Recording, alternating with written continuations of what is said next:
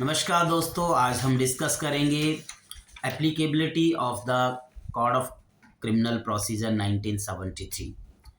देखिए, एप्लीकेबिलिटी को हम दो भागों में डिवाइड कर सकते हैं। पहला हम कह सकते हैं टेरिटोरियल एप्लीकेबिलिटी और दूसरा हम कह सकते हैं subject matter applicability. Territorial applicability का मतलब है कि ये कितनी टेरिटरी के ऊपर डिफाइन होगा। चूंकि ये पार्लियामेंट द्वारा पास है, सेंट्रल पीस ऑफ लेजिस्लेशन है। So as per section 1 subsection 2 CrPC will apply to whole of India. 2019 से पहले जो बाकी के स्टैट्यूट में होता है except Jammu and Kashmir, then the state reorganization act 2019 came, and now the CRPC is applicable to whole of India, but it is not applicable to the state of Nagaland and any tribal area. अब state of Nagaland और any tribal area में भी ऐसा नहीं है कि पूरी CrPC applicable नहीं होगी। उसमें जो प्रिवेंटिव स्टेज हैं, चैप्टर 8 है आपका, चैप्टर 10 है आपका, चैप्टर 11 है, वो अप्लाई होंगे। बाकी के जो प्रोसीजर हैं वो उनके वहाँ बड़े सिंप्लीफाइड फॉर्म में हैं, वो अप्लाई होते हैं। अब हम बात करेंगे जो है सब्जेक्ट मैटर एप्लीकेबिलिटी। बहुत बार हमने सुना है कि सीधा आईपीसी का केस है, सीआरपीसी लगेगा। तो ये कहाँ पे लिखा हुआ है, इसके लिए हमारे पास है सेक्शन 4 एंड सेक्शन 5।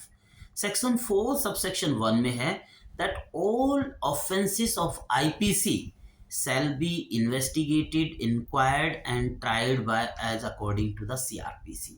यानी आईपीसी के हर ऑफेंस के लिए उसकी इन्वेस्टिगेशन कैसे होगी, उसकी ट्रायल कैसे होगी, उसकी इंक्वायरी कैसे होगी, वो सीआरपीसी अप्लाई होगी।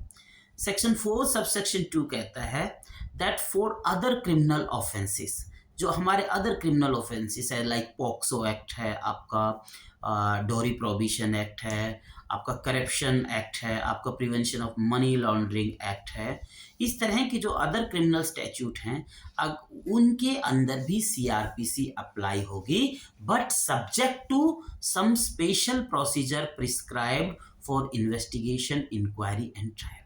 इसका मतलब अगर उन स्पेशल स्टैट्यूट के अंदर अगर कोई इन्वेस्टिगेशन, इंक्वायरी और ट्रायल से रिलेटेड कोई स्पेशल प्रोसीजर है तो वो अप्लाई होगा, अदरवाइज जनरली हमारी सीआरपीसी अप्लाई होगी।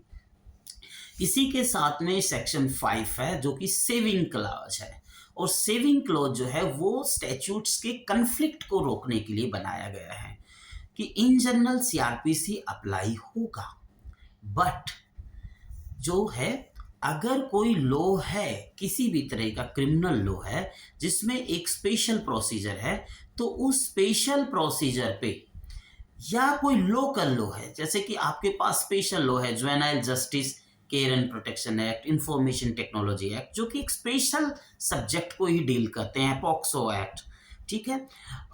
और इसी तरह से लोकल लॉ जैसे कि हरियाणा चिल्ड्रंस एक्ट, इस तरह का जो कि केवल एक पर्टिकुलर स्टेट या पर्टिकुलर एरिया के अंदर है।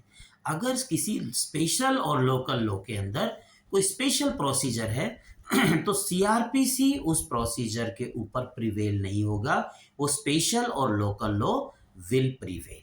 सो ये सेविंग क्लॉज है। इसलिए जो है आप देखे होंगे कि बहुत सारा जो एक्ट होता है, जैसे हम एनडीपीएस एक्ट की बात करें, narcotics drugs and psychotropic substance act 1985, इसके अंदर सेक्शन 37 में बेल है। अब सेक्शन 37 का बेल का जो प्रोविजन है वो अप्लाई होगा, या हमारा सीआरपीसी के अंदर चैप्टर 33 के अंदर जो प्रोविजन है वो अप्लाई होगा। इसके अंदर कोर्ट ने कहा कि सेक्शन 37 जो है एनडीपीएस के केसेस में अप्लाई होगा, बिकॉज एनडीपीएस केस है वो स्पेशल लॉ है and special law will prevail over the general law, और यही सेक्शन 5 कहता है।